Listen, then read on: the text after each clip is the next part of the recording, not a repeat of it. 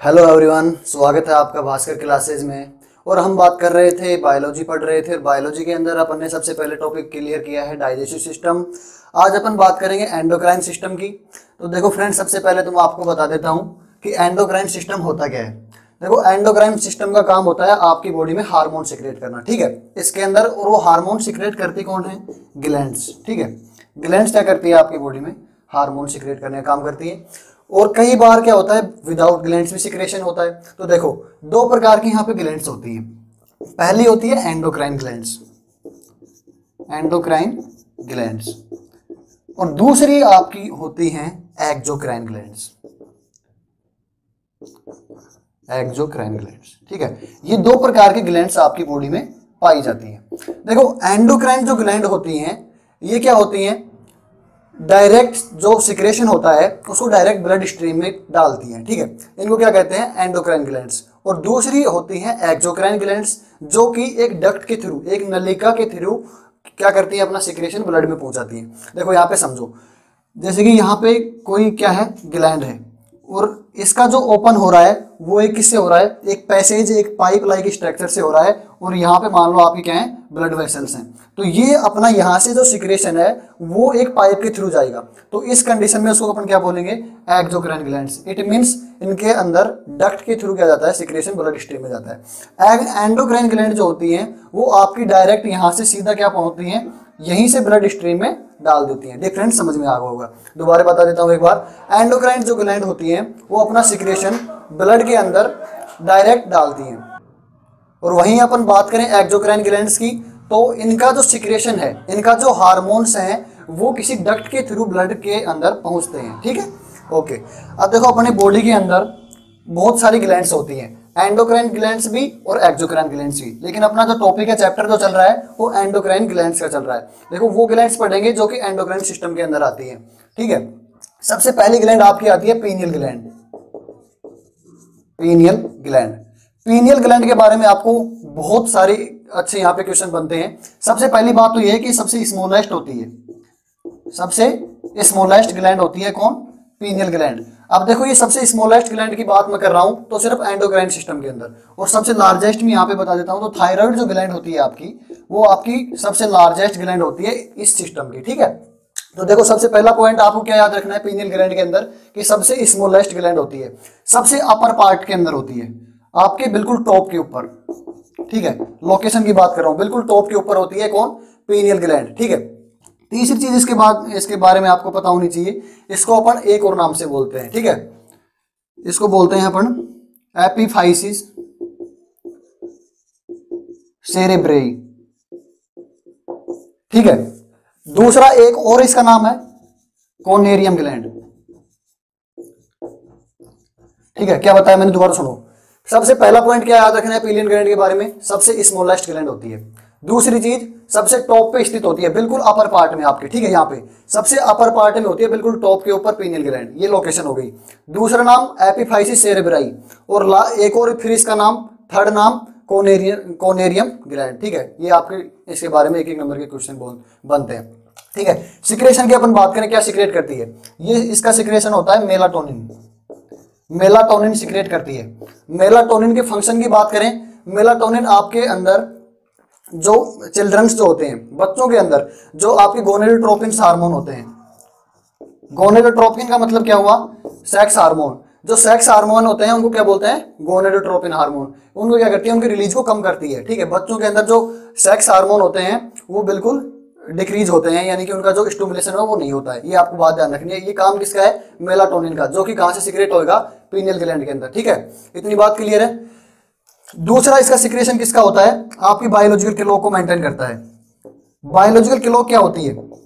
Biological clock का मतलब ये हो गया कि आप कब खाना खा रहे हो, कब सो रहे हो, कब उठ रहे हो, पूरी की पूरी मैकेनिज्म आपकी बॉडी के अंदर एक मेंटेन होती है, ठीक है। जैसे कि सबकी आदत होती है कि वो इतने बजे ही सोते हैं, इतने बजे ही उठते हैं आप, तो इसको कौन मेंटेन करती है? आपकी पीनियल ग्लैंड।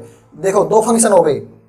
पहला फंक्शन क्या करेगा? गोनेडोट्रोपिन की सिक्रेशन को डिक्रीज करेगा बच्चों के अंदर, और जैसे जैसे एज आपकी बढ़ती जाएगी, बच्चों से आप यंग की तरफ एडल्ट्स बनोगे आप, तो इसका जो काम है मेलाटोनिन का, वो क्या हो जाता है? धीरे धीरे कम होने लग जाता है। पीनियल ग्लैंड का जो काम है वो धीरे धीरे कम होने लग जाता है, क्योंकि बच्चों के अंदर जो सेक्स हार्मोन होते हैं बिल्कुल क्या होते हैं? निष्क्रिय होते हैं। और बात करें एडल्ट्स की, तो एडल्ट्स के अंदर सेक्स हार्मोन एकदम क्या हो जाते हैं, स्टिमुलेट हो जाते हैं। तो ये इसका मतलब इसका जो काम है वो धीरे धीरे लास्ट में क्या हो जाता है, डिक्रीज हो जाता है। मेलाटोनिन के दो काम हो गए, ठीक है। बायोलॉजिकल के लोग, आप कब सो रहे हो, आप कब जाग रहे हो, आपको कब खाना खाना है, तो पूरा पूरा स्टिमुलेशन किसके, रेगुलेशन किसके हाथ में है, मेलाटोनिन के, ठीक है। सबसे अच्छा क्वेश्चन यहाँ पे जो बनता है, सबसे स्मॉलेस्ट ग्लैंड इस सिस्टम की पीनियल ग्लैंड। दूसरी बात सबसे टॉप पे स्थित होती है। तीसरी बात एपोफाइसिस सेरेब्राई के नाम से जानते हैं, कोनेरियम ग्लैंड के नाम से भी जानते हैं। मेलाटोनिन इसका सिक्रेशन होता है। मेलाटोनिन गोनेडोट्रोपिन जो हार्मोन होते हैं उनको डिक्रीज करता है बच्चों के अंदर सिर्फ, ठीक है, चाइल्ड्स के अंदर। बायोलॉजिकल क्लॉक को मेंटेन करता है, मतलब आप कब सो रहे हो कब जाग रहे हो, बायोलॉजिकल क्लॉक बोलते हैं इसको। इसको क्या करता है, रेगुलेट करता है। आई होप पूरी आपको ये समझ आ गई होगी। नेक्स्ट ग्लैंड की बात करते हैं, ठीक है। यहाँ पे अच्छे अच्छे छोटे क्वेश्चन बनते हैं पीनियल ग्लैंड से। सबसे टॉप के ऊपर होती है, सबसे स्मॉलेस्ट होती है। देखो दूसरी ग्लैंड की अपन बात करते हैं यहाँ पे, पिट्यूटरी ग्लैंड। पिट्यूटरी ग्लैंड, जी हाँ मेरे दोस्तों, आपको तुरंत ध्यान में आ जाना चाहिए। पिट्यूटरी ग्लैंड को क्या बोलते हैं, मास्टर ग्लैंड। मास्टर ग्लैंड के नाम से भी पिट्यूटरी ग्लैंड को जाना जाता है, ठीक है। और मास्टर ग्लैंड की बात करें तो होती है हाइपोथैलेमस। हाइपोथैलेमस, हाइपोथैलेमस है ये मास्टर ग्लैंड के, भाई मास्टर होता है क्यों, इसका रीजन यहाँ पे एक है। देखो आपको पता है आपके ब्रेन के अंदर क्या पाया जाता है, हाइपोथैलेमस पाया जाता है। और हाइपोथैलेमस के नीचे मटर शेप स्ट्रक्चर में क्या लगी होती है, आपकी पिट्यूटरी ग्लैंड होती है। जो भी सिग्नल्स होते हैं सबसे पहले ये आपके हाइपोथैलेमस के अंदर सिंथेसाइज होते हैं, और ये सिग्नल सिंथेसाइज होने के बाद में पिट्यूटरी ग्लैंड को जाते हैं ये सिग्नल। और ये पिट्यूटरी ग्लैंड जो है, जो भी एक पर्टिकुलर आपकी ग्लैंड है, जो भी आपकी ग्रंथि है जो किस हार्मोन का सिक्रेशन करती है, जैसे कि मैं बात कर रहा हूं यहाँ पे थायराइड ग्लैंड की। थायराइड ग्लैंड किसका सिक्रेशन करती है, T3 T4 का, ट्राई आइडोथायरोनिन और tetra iodothyronine. This is the full form of T3 and T4।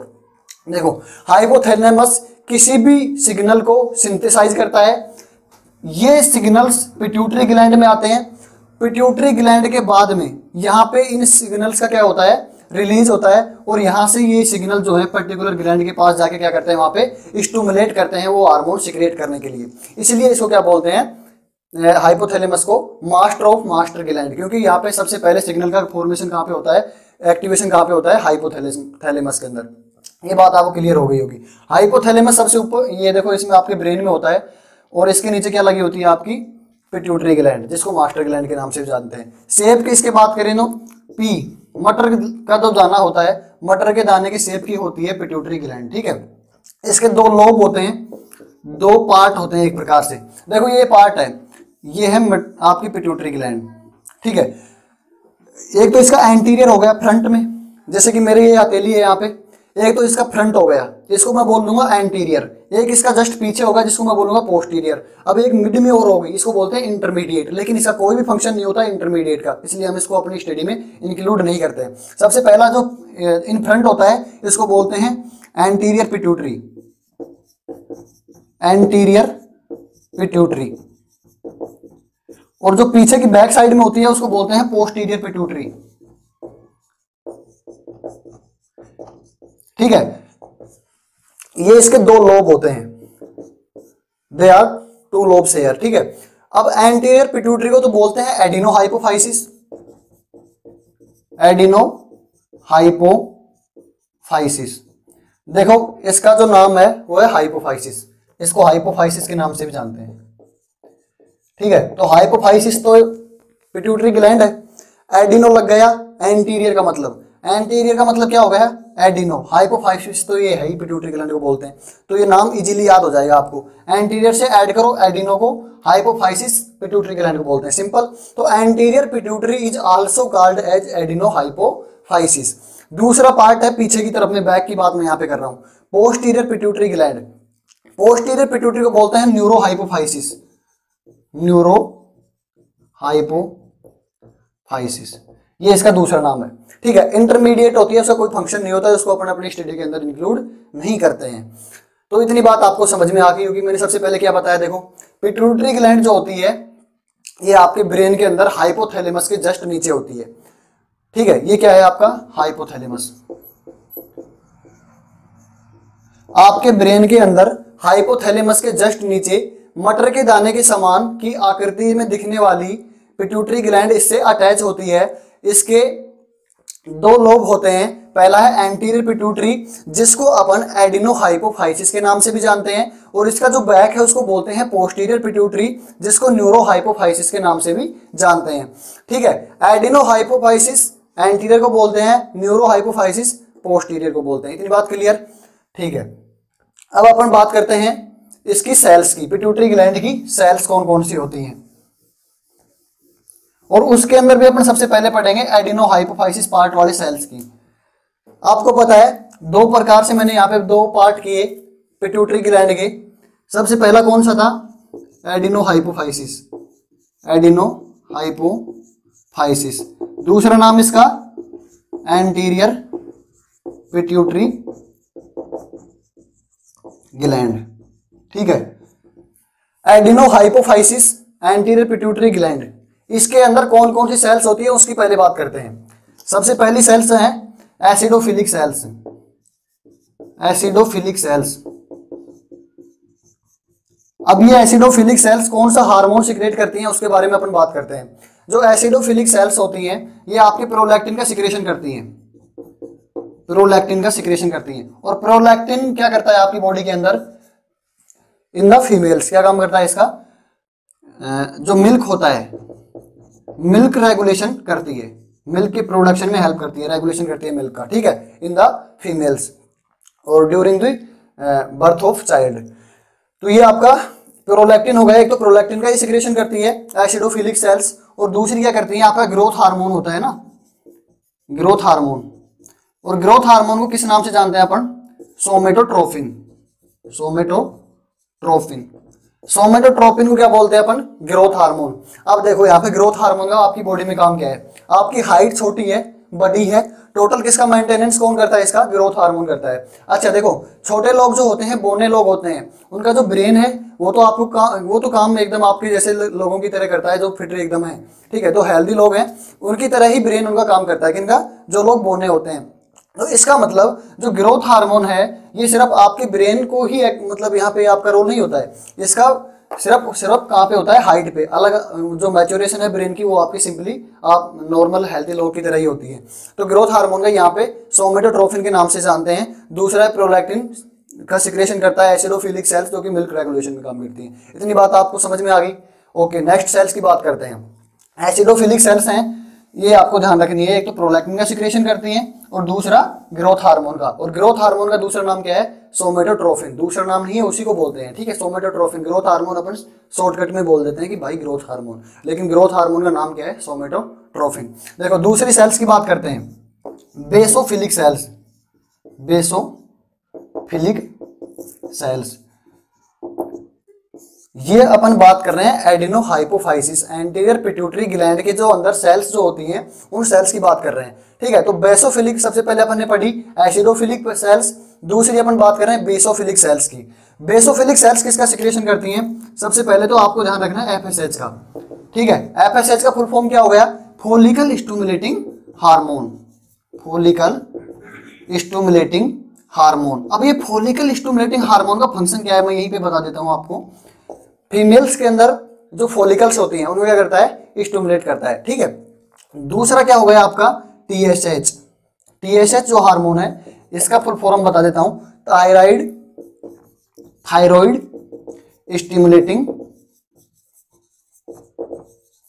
Hormone, thyroid stimulating hormone. देखो थायराइड स्टिमुलेटिंग हार्मोन कहां से आ रहा है? पिट्यूटरी ग्लैंड से आ रहा है, और जो आपकी पिट्यूटरी ग्लैंड है उसको क्या कर रहा है? आके स्टिमुलेट कर रहा है। और फिर वो आपकी ग्लैंड है वो T3 T4 थायरोक्सिन जो है, ठीक है, उस हार्मोन का सिक्रेशन करती है, T3 T4 का। इतनी बात समझ में आ गई? LH का सिक्रेशन करता है ल्यूटिनाइजिंग हार्मोन, ल्यूटिनाइजिंग हार्मोन। तो ये हार्मोन का कंट्रोल कौन करती है? बेसोफिलिक सेल्स, जिनको सिक्रेट करके। ठीक है, लास्ट इसकी बच गई क्रोमोफोब सेल्स। इसके बाद में इसके अंदर तीन प्रकार की सेल्स पाई जाती हैं एडिनोहाइपोफाइसिस के अंदर। पहले अपन ने बात की एसिडोफिलिक सेल्स की, दूसरा अपन ने बात की बेसोफिलिक सेल्स की, और तीसरा अपन बात करते हैं यहाँ पे chromophobe cell, chromophobe cells. These are the three types of cells which are included in the adenohypophysis. Chromophobe sales जो होती हैं वो ACTH का सिक्रेशन करती हैं। ACTH का मतलब क्या हो गया, एडिनो कोर्टिकोट्रोपिक हार्मोन। फुल फॉर्म यहाँ पे मैं लिख देता हूँ, कई बार एग्जाम में पूछी जाती है। एड्रीनोकोट्रोपिक हार्मोन, ठीक है, इसका फुल फॉर्म हो। और इसका काम क्या है, जो कोर्टेक्स की सेल होती हैं उनको बनाता है, ठीक है। तो these are the 3 types of cell which is included in the adenohypophysis, ठीक है। अब ये क्या क्या सीक्रेट करती है अपन ने बात किया, मैं फिर से आपको रिवाइज करवा देता हूँ। सबसे पहले एसिडोफिलिक सेल्स पढ़ी। एसिडोफिलिक सेल्स जो होती हैं वो प्रोलैक्टिन का सिक्रेशन करती हैं, जो कि मिल्क रेगुलेशन में काम करता है। दूसरी जो एसिडोफिलिक सेल्स होती हैं ग्रोथ हार्मोन का सिक्रेशन करती हैं, जो कि ह्यूमन ग्रोथ जो है उसको रेगुलेट करता है। और फिर अपन ने सेकंड पढ़ी बेसोफिलिक सेल्स। बेसोफिलिक सेल्स क्या करती हैं, TSH, FSH और LH को रेगुलेट करती हैं। थर्ड पढ़ी क्रोमोफोब सेल्स, जो कि आपके ACTH का सिक्रेशन करती हैं, जो कि कोर्टेक्स जो होती है उसको बनाता है, कोर्टेक्स की सेल्स बनाता है। तो ये हो गई एडिनोहाइपोफाइसिस की 3 प्रकार की सेल्स। अब बात करते हैं इसके दूसरे टाइप की। दूसरा टाइप कौन सा था इसका, न्यूरोहाइपोफाइसिस।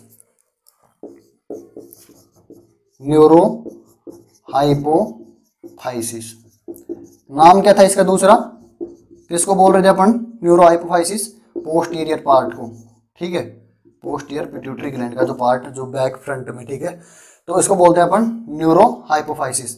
अब न्यूरोहाइपोफाइसिस के अंदर देखो, एक तो ऑक्सीटोसिन का सिक्रेशन होता है। ऑक्सीटोसिन का देखो, ऑक्सीटोसिन का फंक्शन क्या होता है आपकी बॉडी के अंदर, इन द फीमेल्स।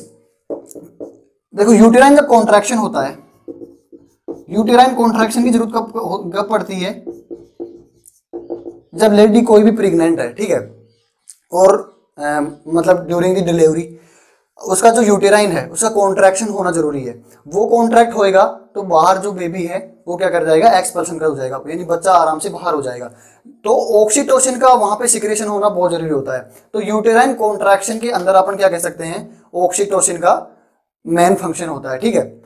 इसके अलावा इसका मिल्क जो ब्रिस्ट ग्लैंड होती है, उनको अपन ब्रिस्ट ग्लैंड बोल सकते हैं। ब्रिस्ट जो ग्लैंड्स होती हैं उनको क्या करता है, स्टिमुलेट करता है मिल्क प्रोडक्शन के लिए, ठीक है। 2 फंक्शन हो गए ऑक्सीटोसिन के लिए, ऑक्सीटोसिन के। देखो सबसे पहला क्या बताया, यूटेराइन कॉन्ट्रैक्शन, जो आपका यूट्रस है उसके अंदर कॉन्ट्रैक्ट करवाता है। यूट्रस जो है जब कॉन्ट्रैक्शन करेगा तो बेबी जो है वो आसानी से एक्सपल्शन हो जाएगा, ठीक है। इसके अलावा मिल्क का प्रोडक्शन करता है, जो ब्रेस्ट ग्लैंड होती है फीमेल्स के अंदर, उनको एक्टिवेट करता है, उनको स्टिमुलेट करता है, उनको सक्रिय कर देता है, जिससे मिल्क का प्रोडक्शन हो जाता है फीमेल्स के अंदर ड्यूरिंग दी डिलीवरी टाइम। तो नेक्स्ट इसके अंदर जो हार्मोन सीक्रेट होता है वो होता है वैसोप्रेसिन। और वैसोप्रेसिन जो है वो आपका एंटी डायूरेटिक हार्मोन है। एंटी डायूरेटिक, ADH भी इसको बोलते हैं, एंटी डायूरेटिक हार्मोन। इसको देखो एंटी डायूरेटिक हार्मोन क्यों बोलते हैं, क्योंकि जो आपका यहाँ पे नेफ्रॉन जो है, ठीक है, नेफ्रॉन जो है ये यहाँ पे ग्लोमेरुलस कैप्सूल होता है, ये PCT, लास्ट में यहाँ पे DCT। तो इसका जो फंक्शन होता है वो DCT पे होता है, डिस्टिल कॉन्वोल्यूटेड ट्यूबुल, ठीक है, और देन कलेक्टिंग डक्ट CD, ठीक है। तो यहाँ पे क्या करता है, जो यहाँ पे फिल्ट्रेट है वो फिल्ट्रेट आएगा DCT के अंदर जाएगा, तो यहाँ पे क्या करेगा, उसको दोबारा से रीएब्जॉर्ब करवा देगा। रीएब्जॉर्ब करवाएगा, इसका मतलब ब्लड की यूरिन की कंसंट्रेशन के अंदर क्या कर रहा है, वो डिक्रीज कर रहा है, यूरिन कंसंट्रेशन को कम कर रहा है। इसका मतलब देखो डायूरेटिक्स क्या होते हैं, डायूरेटिक का मतलब जहाँ पे भी आपको देखो, वैसे तो ड्रग्स चलते हैं डायूरेटिक्स। डायूरेटिक्स का मतलब आपको लेना है कि वो ड्रग्स जो आपके यूरिन के फॉर्मेशन को क्या कर देते हैं, इंक्रीज कर देते हैं। देखो जब भी आपको बात कहीं पे भी आई डायूरेटिक्स की, कि हम इनको डायूरेटिक्स कहते हैं, तो डायूरेटिक्स क्या होते हैं, वो सारे कंपोनेंट बोल सकते हैं, या वो सारे एजेंट, ठीक है, या वो सारे केमिकल सब्सटेंस जो आपके यूरिन फॉर्मेशन को क्या कर देते हैं, इंक्रीज कर देते हैं, उनको क्या कहते हैं, डायूरेटिक्स। और वो केमिकल सब्सटेंस या वो एजेंट जो आपके यूरिन फॉर्मेशन को डिक्रीज कर देते हैं, उनको बोलते हैं एंटी डायूरेटिक्स। तो यहाँ पे ये क्या हो गया, एंटी डायूरेटिक हार्मोन है ये। यहाँ पे कोई ना तो ये केमिकल एजेंट है और ना अपन कोई ड्रग दे रहे हैं, ये क्या है, एक हार्मोन है, और उस हार्मोन की एक्टिविटी कैसी है, एंटी डायूरेटिक है। एंटी डायूरेटिक का मतलब क्या हो गया, यानी कि यूरिन को डिक्रीज कर रहा है। और डिक्रीज कैसे कर रहा है, रीएब्जॉर्प्शन करवा के, रीएब्जॉर्प्शन करवा के, ठीक है। रीएब्जॉर्प्शन किसका करवा रहा है, जो यहाँ पे फिल्ट्रेट आया था, फिल्ट्रेट जो बन के आया था उसको दोबारा से भेज रहा है किसके लिए, रीएब्जॉर्प्शन के लिए। इसका मतलब रीएब्जॉर्प्शन होएगा तो उसकी कंसंट्रेशन के अंदर कुछ ना कुछ तो कमी होगी, तो इसका मतलब ये क्या है, एंटी डायूरेटिक हार्मोन है। इसके अलावा इसका वैसोप्रेसिन का क्या फंक्शन है, आपकी बॉडी के अंदर जो इलेक्ट्रोलाइट्स होते हैं, इलेक्ट्रोलाइट्स मतलब मिनरल्स हो गए, ठीक है, तो जो आपकी बॉडी में इलेक्ट्रोलाइट्स होती हैं उनको क्या करता है, रेगुलेट करता है, कौन, वैसोप्रेसिन। तो अपन ने पढ़े न्यूरोहाइपोफाइसिस के या पोस्टीरियर पिट्यूटरी ग्लैंड के दो प्रकार के हार्मोन, ऑक्सीटोसिन जो कि यूटेराइन कॉन्ट्रैक्शन में हेल्प करता है, यूटेराइन कॉन्ट्रैक्शन करवाता है, जो कि एक्सपल्शन में हेल्प करता है बेबी की में ड्यूरिंग दी डिलीवरी टाइम। फिर मिल्क ब्रेस्ट ग्लैंड्स को क्या करता है, ब्रेस्ट ग्लैंड जो होती हैं उनको स्टिमुलेट करता है, उनको सक्रिय कर देता है ताकि मिल्क का फॉर्मेशन हो जाए, ठीक है। फिर दूसरा अपन ने पढ़ा vasopressin hormone, anti diuretic hormone इसको बोलते हैं, एडीएच के नाम से जानते हैं शॉर्टकट में। रीएब्जॉर्प्शन करवाता है फिल्ट्रेट का दोबारा से, जिससे उसकी यूरिन कंसंट्रेशन में कमी आ जाती है, ठीक है, इसको बोलते हैं एंटी डायूरेटिक हार्मोन। ओके, तो अपन नेक्स्ट लेक्चर में पढ़ेंगे बाकी जो ग्लैंड्स बच गई हैं। तब तक के लिए thank you so much guys.